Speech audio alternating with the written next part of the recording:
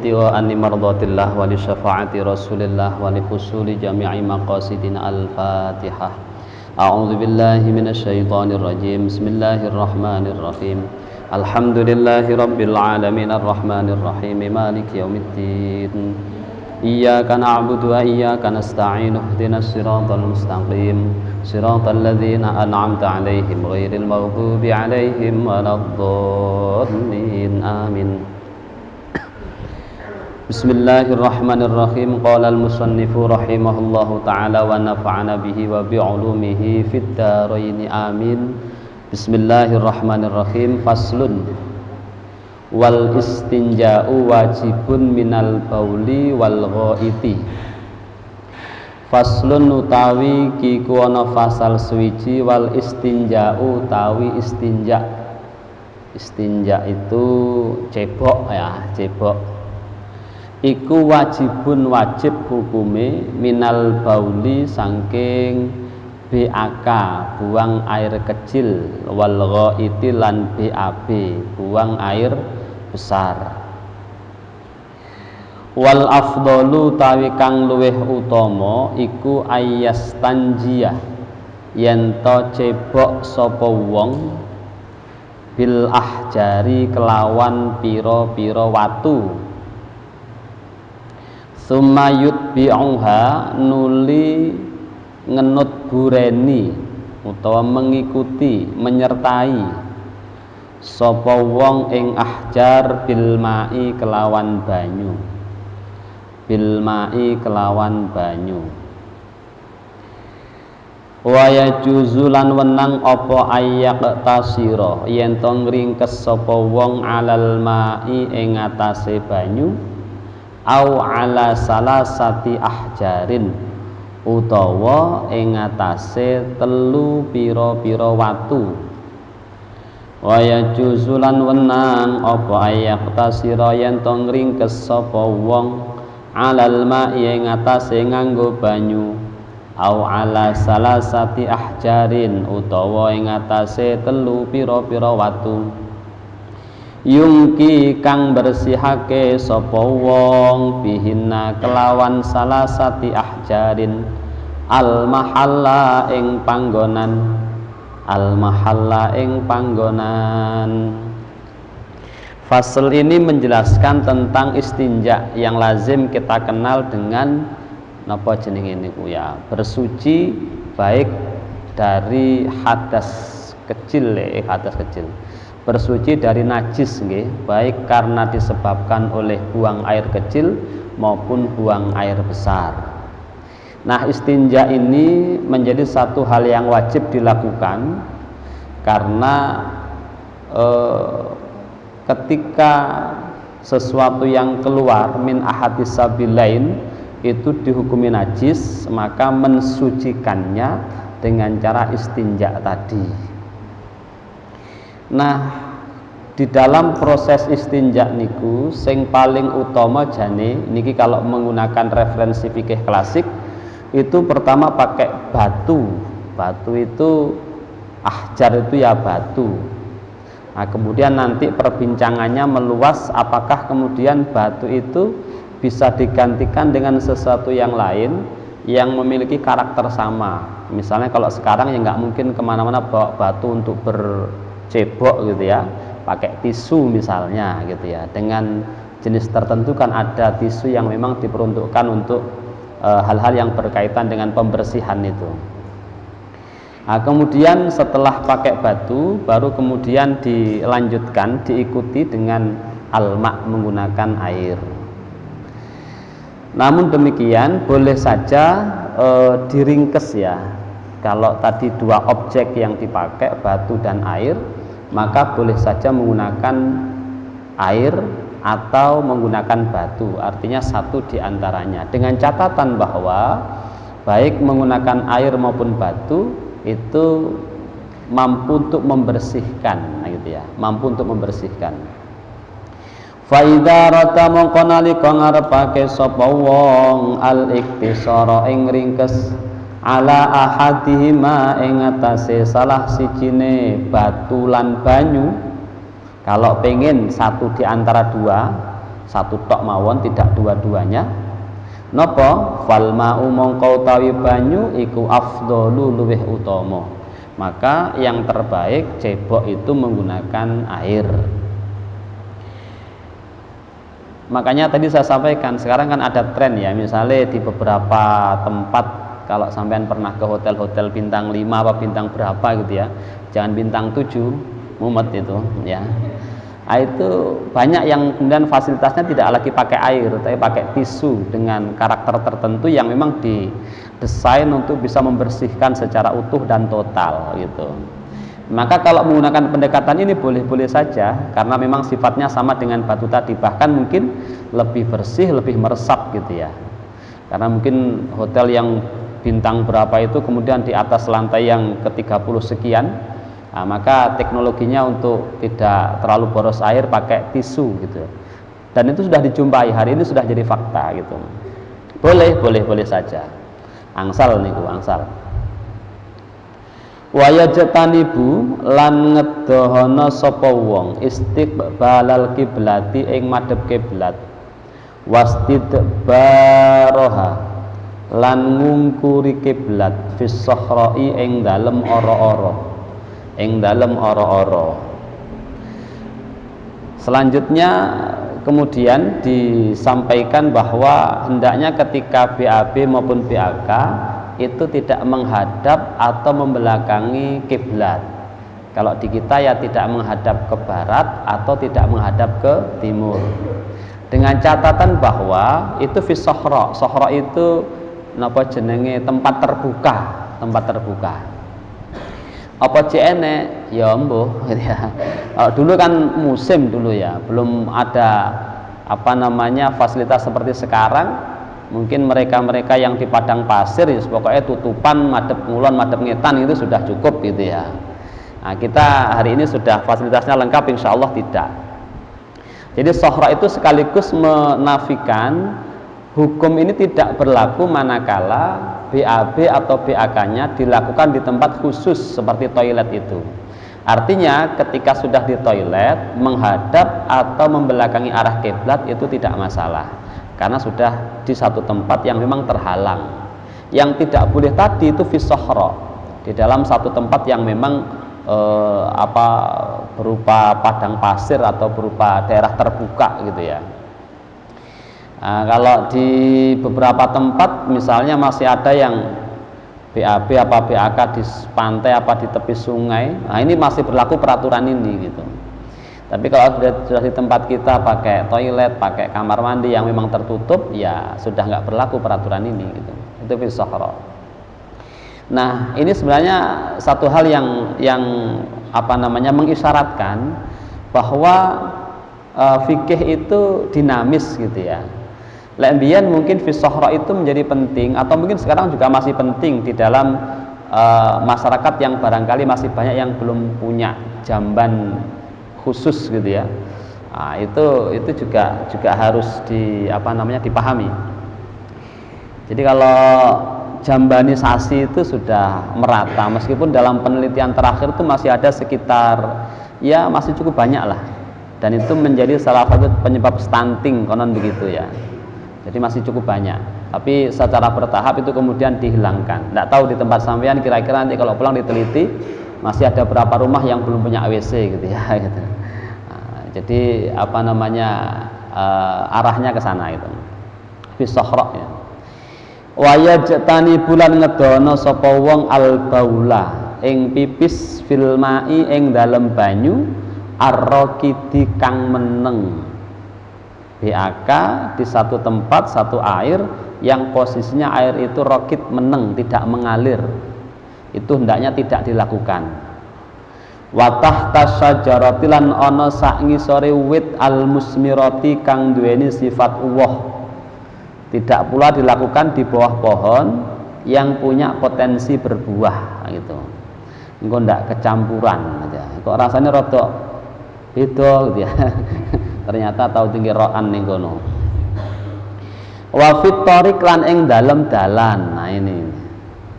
Wa dzillilan iyub-iyub. Wa fit tariqi lan ing dalem dalan, wa dzillilan iyub-iyub.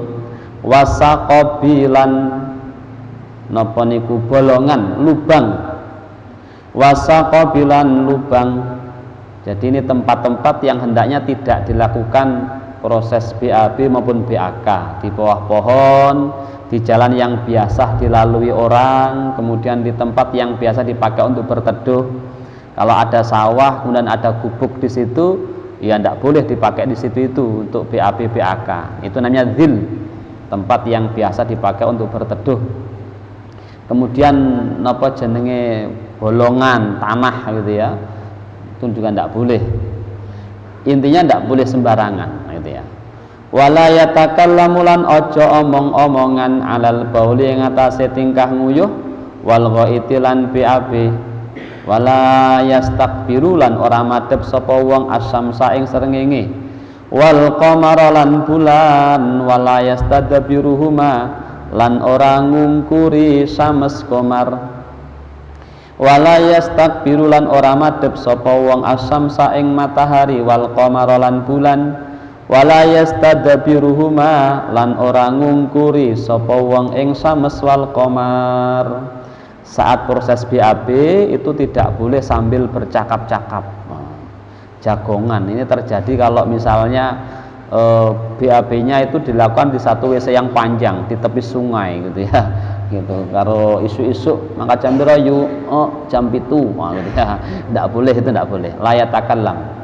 Tapi di tengah dijelaskan ilali daruratin, kecuali dalam kondisi darurat. Misalnya pas teng WC BAB kemudian ada ular sampai celuk-celuk.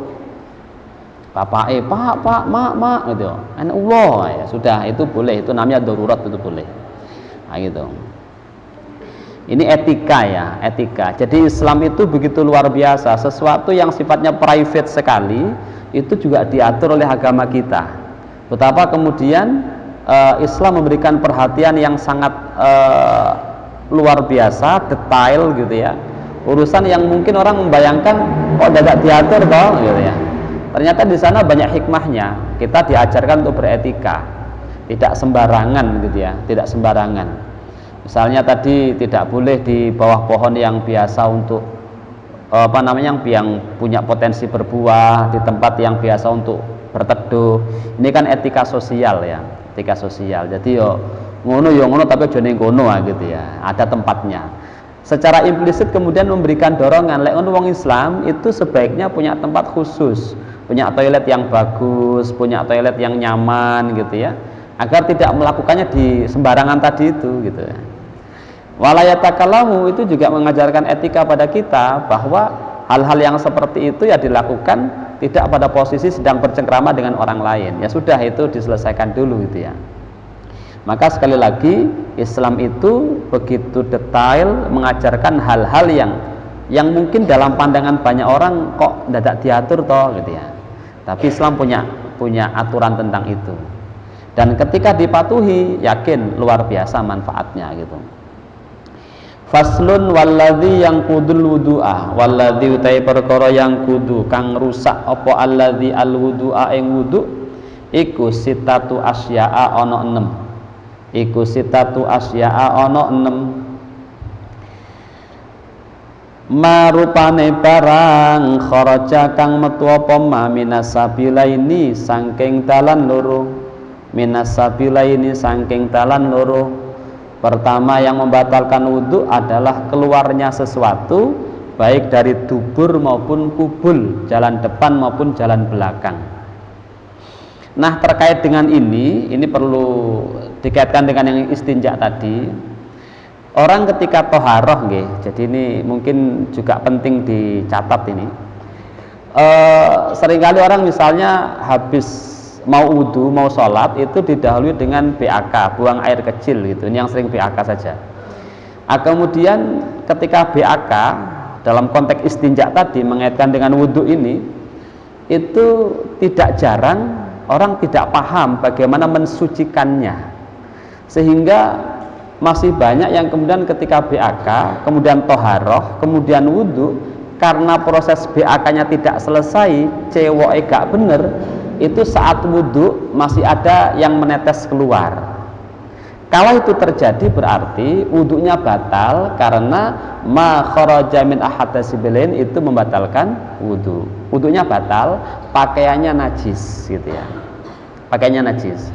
Maka ketika BAK itu dipastikan betul bahwa posisinya terbersihkan secara sempurna. Dipastikan tidak ada lagi yang berpotensi tetesan susulan, itu tidak ada gitu. Makanya dipastikan betul itu. Baru kemudian kita wudhu. Karena kalau tidak nanti khawatirnya orang pada saat jongkok, kemudian pada saat BAK, kemudian berdiri, kemudian menunduk untuk berwudhu, itu masih punya potensi tersisa apa yang kemudian tadi keluar, sehingga ketika keluarnya pada saat wudhu membatalkan wudhunya. Karena ma kharaja min ahadisibilain itu membatalkan wudhu. Ini kaitan dengan yang istinja tadi. Yang pertama sing batal ke wudhu adalah segala hal yang keluar baik dari kubul maupun dubur. Wan naumu lan turu tidur ala ghairi hayatil mutamakkini ing atase sakliyane tingkah netepake. Ing atase sakliyane tingkah netepake niki bokonge niki. Jadi kalau pas tidur itu membatalkan wudhu kecuali kalau posisinya duduk dan dipastikan mutamakin gitu ya. Jadi posisinya orangnya jejek ini. Kalau dalam pembahasan yang detail itu orangnya tidak terlalu kurus sehingga potensinya geronggong gitu.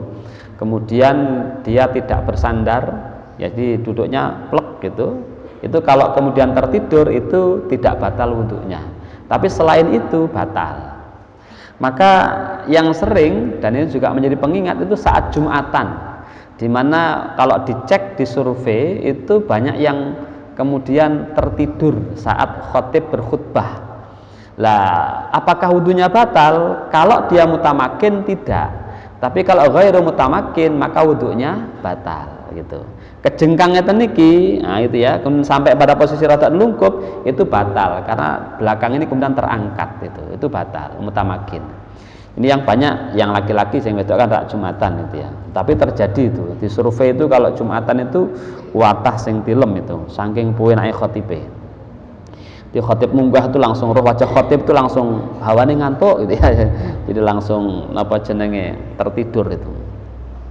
Wa zawalul aqli lan ilangi akal bisukrin sebab mendem au maradin utawa lara yang ketiga batalnya wudhu karena hilangnya akal, baik karena sebab mendem itu tidak sadarkan diri karena faktor minum-minuman keras atau apa gitu, au maradin atau sakit termasuk sakit ayan gitu ya.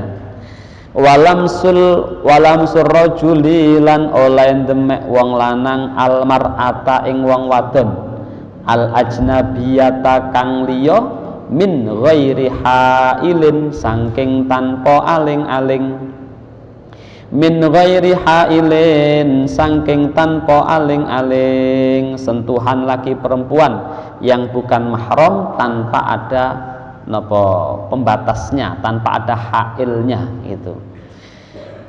Di dalam teks Quran itu disebutkan misalnya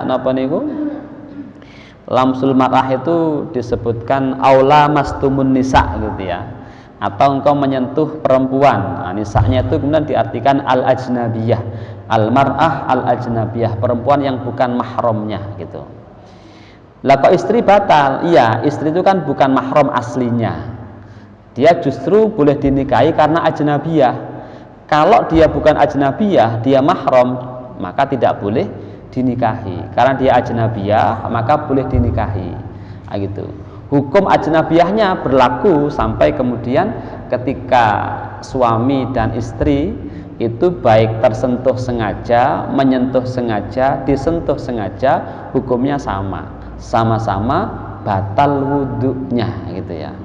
Ini madhab yang kita pegangi, meskipun ada pula madhab yang mengatakan itu tidak membatalkan sepanjang tidak ada syahwat di dalamnya. Kalau ada syahwatnya berarti batal. Tapi madhab kita itu mengatakan pokoknya itu tersentuh, disentuh, menyentuh sengaja atau tidak, syahwat atau tidak, wudunya batal. Itu niki batasannya niku. Min ghairi hailin nggih. Wa masu farjil adamiyyi lan demok kemaluane menungso bibatinil kafi kelawan jerone epek-epek.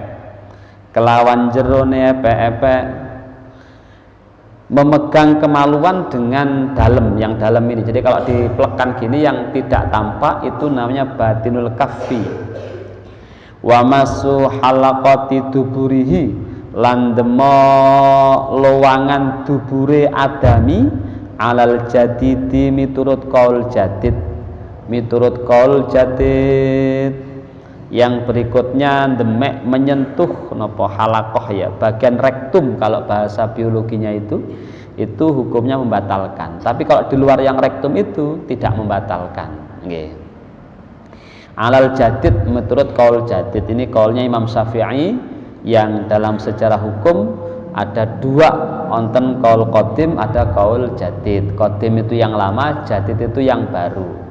Nah, ini yang rata-rata dipegang itu yang qaul jadid sebagai revisi dari qaul yang qadim. Jadi kalau disimpulkan yang membatalkan wudhu ada 6. Pertama, segala hal yang keluar dari kubul maupun dubur. Kemudian yang kedua tertidur. Yang ketiga zawalul aqli nggih. Yang keempat bersentuhan laki perempuan yang bukan mahramnya. Kemudian menyentuh kemaluan, dan yang terakhir adalah menyentuh rektum gitu ya, rektum. Rektum, ngertos rektum ya. Nah, kalau nggak tahu nanti ya buka kamus biologi. Karena orang fikih itu kadang-kadang kalau bab istinja ya ya rotok-rotok saru-saru gitu, karena bahasanya bab istinja itu ya. Tapi itu penting karena bagian yang tidak terpisahkan dengan ubudiyah kita. Artinya orang sholat dengan baik itu bisa jadi benar kalau kemudian sebelum sholatnya juga benar. Apa itu? Toharohnya.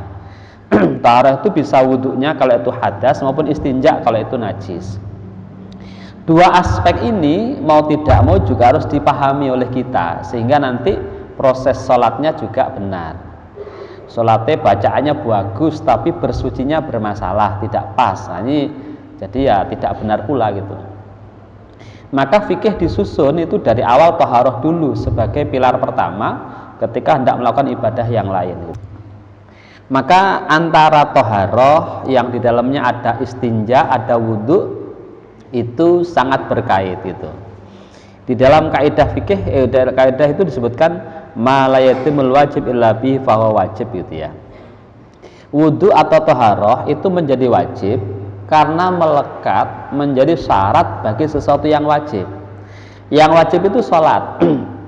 Tetapi sholat itu boleh dilakukan pada saat kita dalam kondisi suci. Maka mengetahui hal-hal berkaitan dengan bersuci itu juga menjadi wajib gitu. Karena tanpa kita tahu itu, nanti wajibnya sholat tidak bisa ditunaikan dengan baik gitu. Bismillahirrahmanirrahim. Faslun. Walladzi utahi perkara yujibu kang majibake apa alladzi al-ghusla ing adus iku sitatu asya'a ana 6 perkara.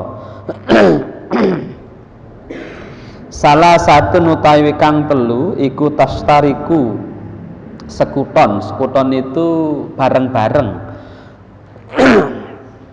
Fiha ing dalem salasah sapa ar-rijalu wong lanang. Wan nisa ulan wong wadon, wahia utawi salasah iku iltiqaul khitanaini, tetemune persunatan loro, wa ingzalul mani lan metune mani, wal mautulan mati. Fasal ini menjelaskan tentang sesuatu yang mewajibkan mandi.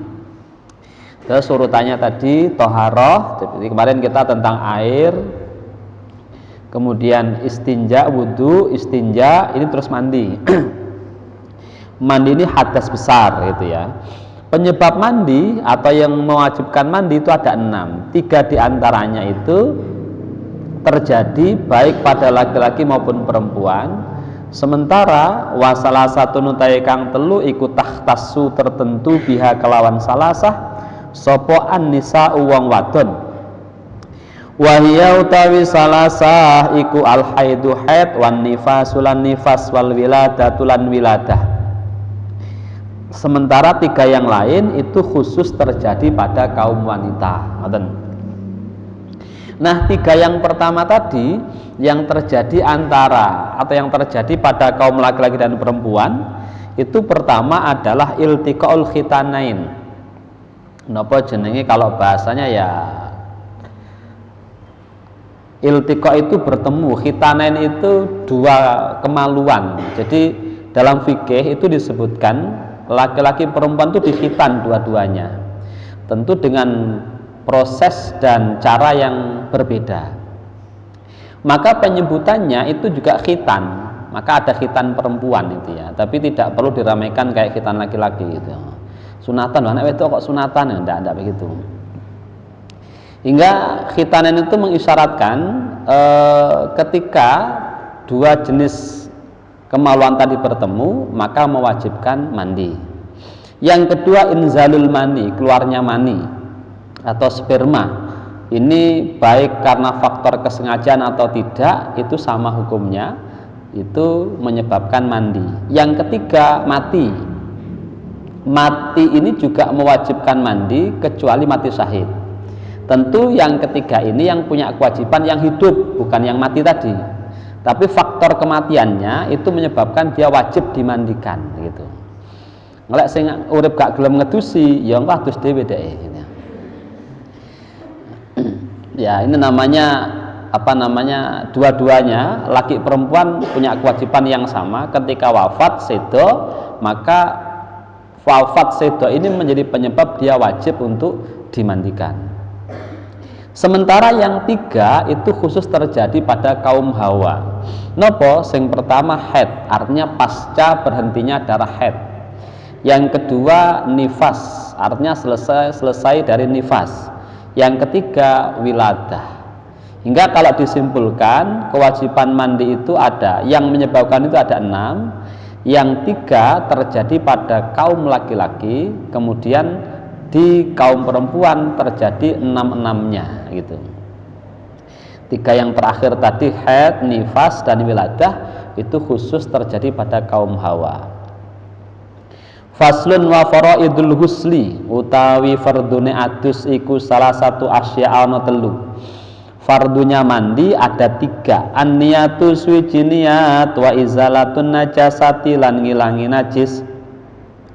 Ingkana lamun apa najasah ana iku ala badanihi ing atase awake wong. Wa isalul ma'i lan nekake banyu ila jami'i sya'ri maring sekabehane rambut wal basyarati lan kulit. Wa isalul ma'i lan nekake banyu ila jami'i sya'ri maring sekabehane rambut wal basyarati lan kulit. Fardunya mandi itu ada 3. Kalau dalam fikih yang lain ada 2 gitu ya.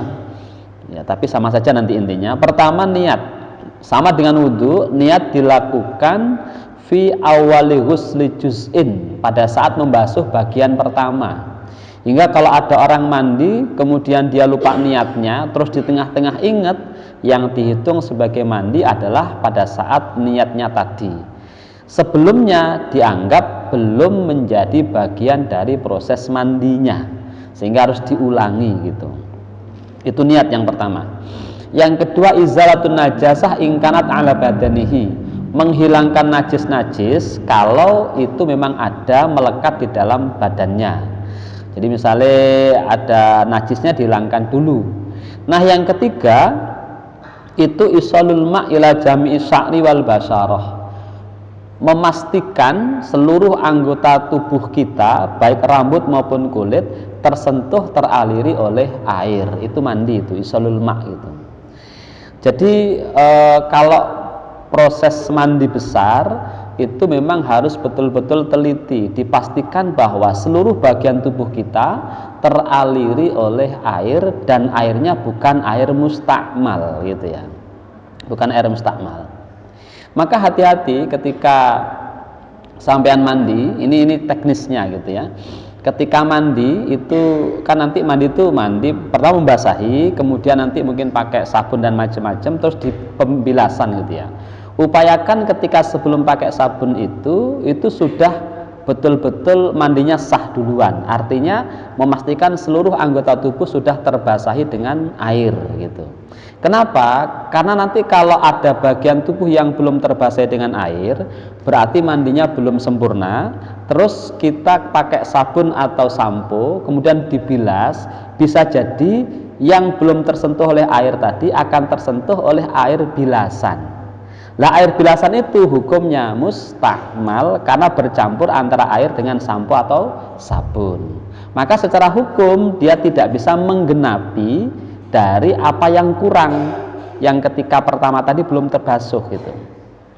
Misalnya gampangannya, misalnya tangan kiri ini belum terbasuh, terus kemudian kita pakai sampo, pakai sabun, terus pada saat dibilas terbasuh, tapi yang mengenai tangan kita itu adalah air yang sudah bercampur dengan sabun dan sampo, maka status tangan kita tetap belum tersucikan karena yang dipakai untuk membasahinya adalah air yang sudah mustakmal gitu.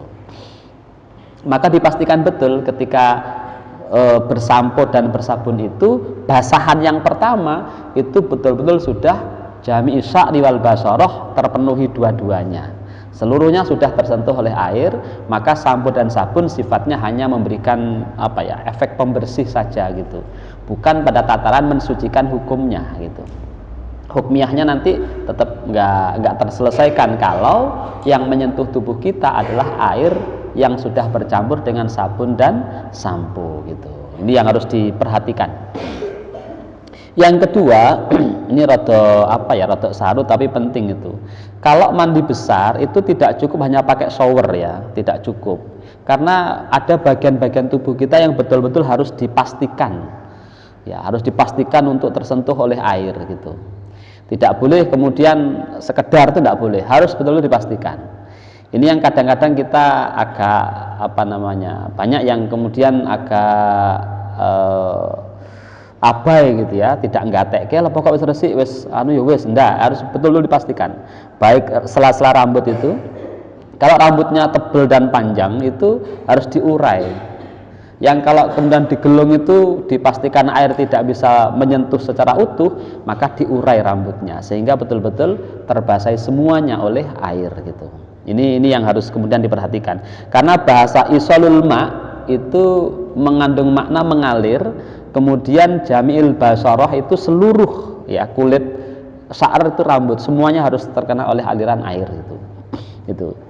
Maka yang penak kalau sampean punya rumah belakangnya ada sungai mengalir, itu penak.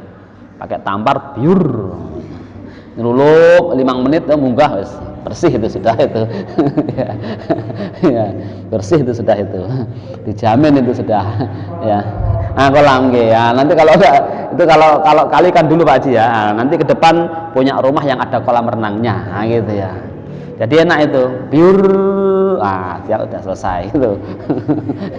Ya, itu dipastikan nanti kemudian sudah tersentuh air semuanya itu. Niku yang berkaitan dengan mandi. Wasunanhu khamsatu asya. Wasunanhu sunai mandi iku khamsatu asya 5 perkara. Atasmiyatu suwiji maca bismillah wal wudu ulan wudu qablahu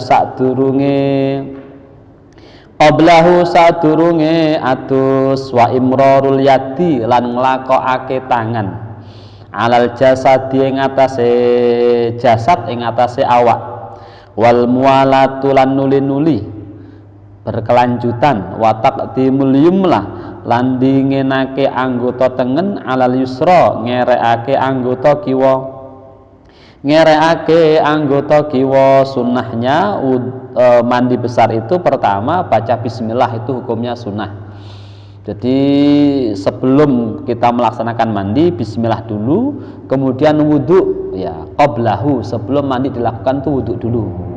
Kemudian imrarul yad alal jasad, ini bahasa kita ya kosoan gitu ya. Kosoan itu imrar, itu menjalankan tangan di atas tubuh kita, kosoan.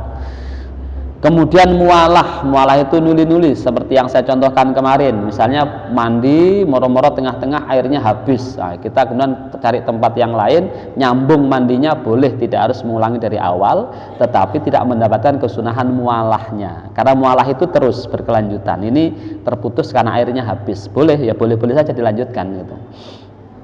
Kalau daerah yang susah air kan nanti habis mandi dapat separuh, tiba-tiba airnya habis gitu ya. Terus boleh ngono gitu. Nah ini maka mudah-mudahan tinggalnya tidak di tempat yang susah air gitu ya. Lah angel banyu kan ya sarepotan itu. Kemudian taqdimul yumna alal yusra, mendahulukan anggota tubuh yang kanan. Kemudian jadi kalau mau sesuai dengan sunnahnya ya yang kanan dulu seret baru kemudian yang kiri gitu. Tapi kalau angel ya sudah, karena itu juga bagian dari sunnah ya, tidak membatalkan atau tidak merusak proses mandi kita gitu. Faslun wal ihtisalatu tawi pira-pira adus al masnunatu kang den sunnahake. Jenis-jenis mandi sunnah iku sab'ata asyara onten 17 apane huslan aduse. Ada 17 macam jenis mandi yang hukumnya sunnah. Pertama ghuslul jum'ati, suwiji adus Jumat, adus dina Jumat. Jadi hari Jumat itu hukumnya sunnah kita mandi. Mulai kapan?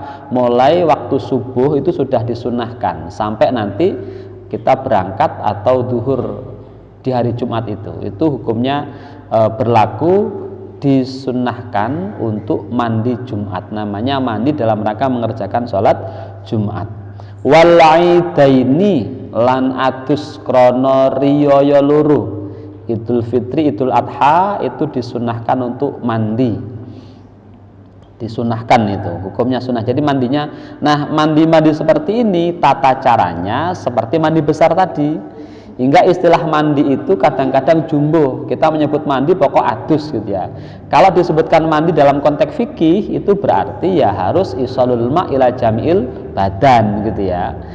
Kalau misalnya mandi Idul Fitri, Idul Adha tapi tidak membasahi kepala, ya tidak mendapatkan kesunahan, karena mandi yang seperti itu tidak masuk kategori mandi di dalam fikih gitu ya. Fikih itu yang disebut mandi ya isolul ma ila jami'il badan, meratakan air ke seluruh tubuh kita itu baru mandi. Kalau tidak itu namanya bukan mandi gitu. Itu namanya bukan ghusl. Kemudian wal istisqa, mandi krono nglakoni salat istisqa. Wal khusufulan salat gerhana matahari, wal khusufulan gerhana bulan. Ketika hendak mengerjakan salat gerhana baik matahari maupun bulan disunnahkan untuk mandi. Wal ghuslulan adus min ghuslil mayyiti, saking sakwise ngedusi mayit. Saking sakwise ngedusi mayit mandi setelah kita memandikan jenazah itu hukumnya sunnah. Mbok-mbokan mengke pas kapan waktune punya kesempatan memandikan jenazah, maka pasca memandikan jenazah kita disunnahkan untuk mandi. Wal kafirulan wong kafir, aduse wong kafir idza aslama, nalika mlebu Islam, lek wonten mualaf dari yang semula non muslim masuk ke agama kita, maka disunnahkan untuk melakukan mandi. Hukum mandinya adalah sunnah gitu ya. Hukum mandinya adalah sunnah niku. Wal majnunu lan wong edan, wal majnunu lan wong edan, wal mughma alaih lan wong kang napa jenenge mendem, idza afaqa nalika sadar, nalika waras sapa majnun wal mughma alaih. Kalau ada orang gila kemudian sehat waras dari kegilaannya disunahkan untuk mandi. Wal ghuslulan adus indal ikhrami, nalika ngarepake ihram itu juga disunahkan untuk mandi.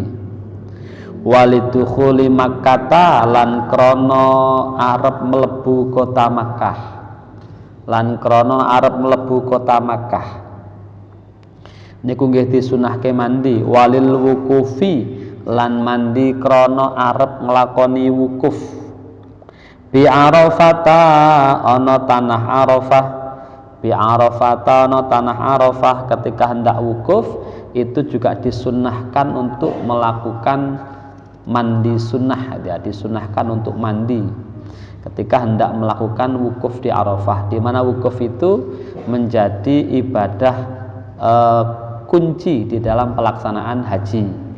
Nah, kalau kita membedakan haji dan umroh itu letak perbedaannya ada pada wukuf ya. Kalau umroh tidak ada wukufnya, kalau haji itu plus ada wukufnya. Wukufnya di Arafah. Lah ketika hendak wukuf itu disunahkan untuk mandi gitu. Walil mabitilan krono nginep bi Musdalifata ana Musdalifah. Bi Musdalifata ana Musdalifah. Musdalifah niku nggih disunahkan untuk mandi. Nginep ya, kalau Musdalifah itu nginep itu tidak harus kemudian apa jenenge tertidur kemudian apa namanya ya bermalam, bahasnya bermalam itu. Karena banyak yang tidak bisa tertidur di Musdalifah itu saking antrian menuju ke Mina gitu ya. Makanya bahasa mabit itu yang penting bermalam itu. Waliramyil jimari lan krono arep balang jumroh asalasi kang telu. Jumroh ula, wusta dan akobah masing-masing ketika hendak dikerjakan maka kita disunahkan untuk mandi terlebih dahulu gitu. Jalan kaki dari Mina ke niku Jamarat itu sebelumnya disunahkan untuk mandi. Biasanya kita ngambil waktu malam karena kalau siang itu panas kemudian berdesak-desaan. Malam diambil waktu yang kira-kira memang agak longgar gitu ya. Niku lek ajeng lampahi nggih disunahkan untuk mandi. Walit tawafilan krono arai tawaf keliling Ka'bah itu. Tawaf baik yang tawafnya pas di pelataran Ka'bahnya maupun di lantai-lantai di atasnya. Nah, nanti kalau di atasnya kan ada lantai 2, 3 gitu ya. Bagi mereka yang memang tidak kuat untuk berdesak-desaan ngambil di atasnya. Itu kemudian posisinya lebih longgar, lebih mudah gitu. Tapi jaraknya lebih jauh karena rentangnya dengan Ka'bah itu melebar ketimbang yang di pelatarannya. Ning pelatarannya penuh sesak karena semua orang pengen di situ. Nah gitu. Mbok tak ceritani mbok-mbokan kok gek ndang rono gitu ya. Nah gitu. Lek haji sawi penting daftar mawon mboten napa-napa gitu. Nah, lek haji ring iso umroh dhisik gitu ya, gitu. Tapi daftar haji dhisik baru kemudian nanti umroh gitu. Lek umroh dhewe ra iso ya karo bojone lah gitu ya. Nah, gitu. Itu nanti di sana ada tawafnya seperti itu. Sebelum tawaf disunahkan untuk mandi. Walis sa'i lan krona are sa'i. Sa'i itu lari-lari kecil, Safa dan Marwah. Jangan dibayangkan kayak cerita dulu masing-masing gunung Safa, gunung Marwah kemudian lari, enggak. Sekarang sudah di ruangannya itu sudah ruangannya tertutup, lantainya dingin, ber-AC, tiap sudut ada tempat-tempat untuk ngambil air minum Zam-Zam itu dan rame, terang sekali gitu. Sudah tidak ada bekas gunung-gunungnya, udah enggak ada. Sudah leks sekali tempatnya. Berarti ya melayu kena, melaku ya kena gitu ya. Itu sa'i. Walidukhuli Madinati Rasulillahi lan krana manjing utawa mlebu kota Madinah, kotane Kanjeng Nabi sallallahu alaihi wasallam. Disunahkan pula ketika hendak masuk Madinah itu mandi. Hukum mandinya mandi sunnah gitu ya. Madinah ini kota Rasul, Madinatul Rasul. Di sana Rasulullah dimakamkan. Dan secara geografis memang Madinah itu lebih sejuk ya, karena banyak pohon-pohonan gitu. Dan kalau Ka'bah itu kan ya kan tumplek-plek jadi satu ya. Madinah kan banyak yang tidak ke sana atau mungkin kesananya tidak bareng, jadi cenderung agak longgar gitu. Nah, ketika masuk ke Madinah itu juga disunahkan untuk mandi. Ini adalah 17 macam mandi sunnah yang kemudian kita dianjurkan untuk mengerjakannya. Mana yang sudah bisa dikerjakan, kita kerjakan, yang belum diagendakan gitu ya. Yang pas berkenaan dengan peristiwanya kita kerjakan. Misalnya Lebaran, kemudian yang mas-mas ya Jumatan itu sholat gerhana, kemudian istisqa gitu ya. Kalau memang pas kita menjumpai itu, maka sebelum mengerjakannya disunahkan mandi. Hukum mandinya adalah sunnah gitu ya.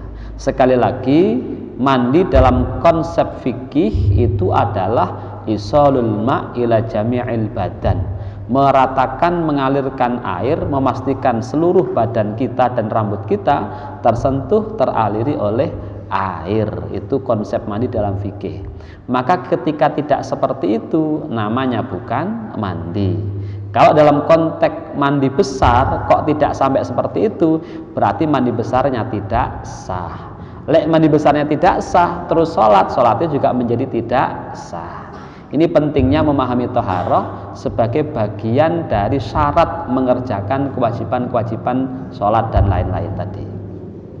Maka penting dipahami di awal, ampun ngantos kita sudah belajar tentang makhorid macam-macam, tapi toharohnya tidak pas. Nanti ya malayatu wajib ya, sesuatu yang tidak bisa sempurna karena tidak ada sesuatu ya, maka sesuatu itu hukumnya juga diwajibkan gitu. Ini yang berkaitan dengan toharoh. Maka di semua bab fikih itu toharoh ditempatkan di bab yang pertama karena dia menjadi pilar, menjadi pondasi untuk bisa mengerjakan kewajiban-kewajiban yang lain. Mudah-mudahan ada manfaatnya. Terima kasih. Walafaminkum. Wallahul muwaffiq ila aqwamit thoriq. Assalamualaikum warahmatullahi wabarakatuh.